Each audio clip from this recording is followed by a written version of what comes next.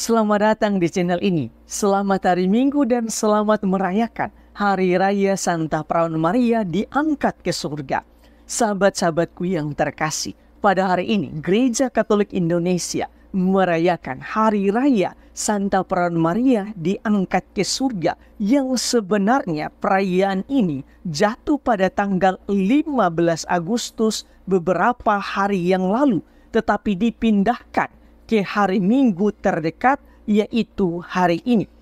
Berhubungan dengan perayaan tersebut, maka di awal renungan ini saya suka menjelaskan secara singkat apa dasar ajaran Gereja Katolik bahwa Bunda Maria diangkat ke surga.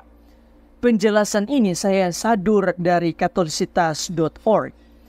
Ada 3 dasar ajaran iman Gereja Katolik berhubungan dengan dogma ini.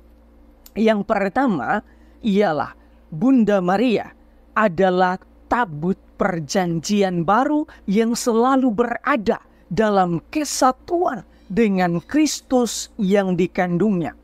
Jika Honek dan Nabi Elia dapat diangkat oleh Tuhan ke surga, maka terlebih lagi Tuhan Yesus dapat melakukan hal itu terhadap ibunya sendiri, karena ibunya dan dirinya senantiasa berada dalam satu kesatuan.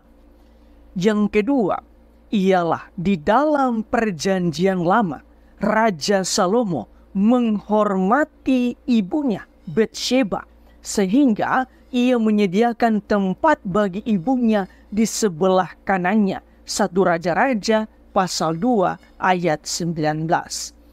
Maka Yesus sebagai Raja keturunan Daud dan Putra Allah sendiri akan berbuat yang sama, yaitu menghormati ibunya dengan menyediakan tempat bagi Bunda Maria di sisi kanannya di surga. Selain itu, di dalam bacaan yang pertama, Kitab Wahyu menceritakan bahwa ada seorang perempuan yang berselubungkan matahari dengan bulan di bawah kakinya dan sebuah mahkota dari 12 bintang di atas kepalanya. Ia melahirkan seorang anak laki-laki yang akan menggembalakan semua bangsa dengan gada besi. Salah satu interpretasi Gereja Katolik terhadap kata perempuan di dalam kisah tersebut ialah Bunda Maria. Karena itu, anaknya yang akan menjadi raja dan menggembalakan semua bangsa juga akan turut memberikan tempat yang istimewa bagi ibunya. Ketiga, pengangkatan Bunda Maria ke surga merupakan pemenuhan janji Allah. Di dalam kitab Kejadian, Allah mengatakan kepada ular atau iblis bahwa seorang perempuan, yaitu Bunda Maria, yang keturunannya dalam hal ini Yesus, akan menghancurkan iblis dan kuasanya, yaitu maut. Kejadian 3 ayat 15. Pengangkatan Bunda Maria ke surga merupakan kemenangan atas dosa dan maut, di mana kematian akan ditelan dalam kemenangan.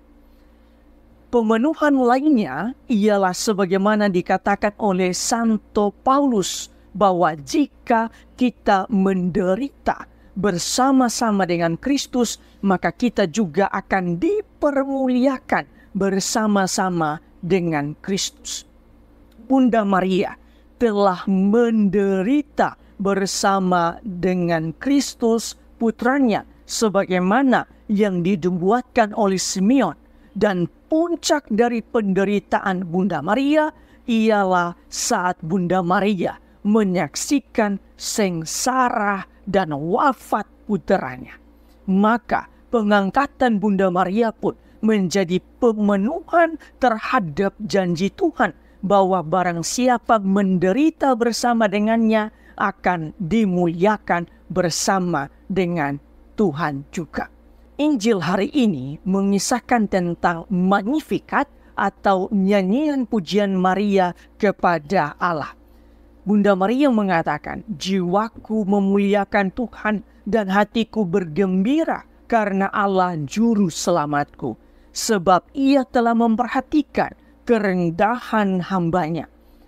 Ini adalah ungkapan yang sangat-sangat personal dari Bunda Maria berhubungan dengan pujian dan syukurnya kepada Allah. Setelah itu, pujian ini juga menggambarkan pengenalan akan Allah yang begitu mendalam dan begitu intim. Sedangkan di dalam bacaan yang kedua, Santo Paulus menyebut Yesus sebagai buah sulung. Dalam konteks perayaan hari ini, jika Yesus adalah anak sulung atau buah sulung, maka Bunda Maria adalah ibunya dan kita semua adalah anak-anak Bunda Maria. Sahabat-sahabatku yang terkasih, berdasarkan perayaan dan bacaan-bacaan hari ini, marilah kita merenungkan sejumlah rema permenungan. Pertama, di dalam bacaan Injil, Bunda Maria melalui Magnificatnya, melalui pujiannya, dengan sangat jelas memperlihatkan bahwa Bunda Maria sungguh-sungguh mengenal Allah secara personal dan secara mendalam. Inilah salah satu kualitas yang membuat Bunda Maria begitu istimewa di hadapan Allah. Karena itu tidak heran jika Allah mengangkatnya atau memilihnya sebagai ibu dari anak tunggal Allah, yaitu Yesus Kristus. Marilah kita belajar dari Bunda Maria untuk terus-menerus mengenal Allah dari hari ke hari. Bukan hanya melalui ketekunan dalam doa dan ekaristi, tetapi juga melalui permenungan dan refleksi atas firman Allah, sabda Tuhan, dan menghidupinya setiap hari. Hal-hal inilah yang hendaknya kita jadikan sebagai makanan rohani setiap hari daripada menggunakan banyak waktu untuk berselancar di media sosial. Kedua, di dalam bacaan yang kedua, Santo Paulus menyebut Yesus sebagai buah sulung.